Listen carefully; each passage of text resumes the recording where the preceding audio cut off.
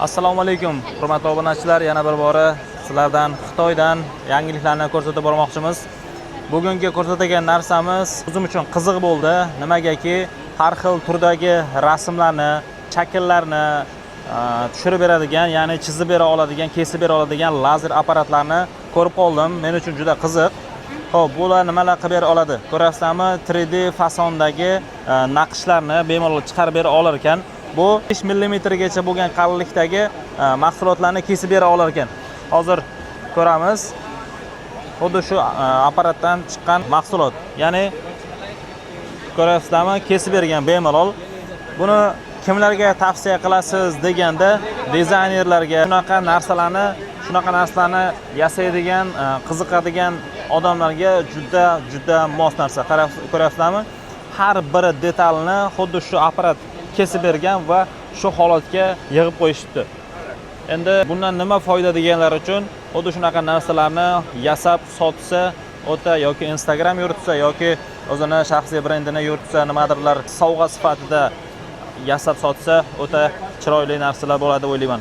Va orqasidagi narsalarni ko'rayotgan bo'lsanglar, hayvonni rasmlaridan chizib qo'yishibdi. Ular o'ta o'sha suvenir bo'lishiga zo'r. Va bu yoqda oynalarga ham chizib berar ekan, rasmlarni, mana bunaqa rasmlarni bemalol chizib berar ekan, 3D fasonda. Bitta ko'rganda va ularga rangli svechalar ham qo'yish mumkin ekan. Buni narxi $1300 ekan va bu yoqda kichikroq varianti. Bu esa ozgincha qimmat. Bu ozgincha qimmatligi nimaga?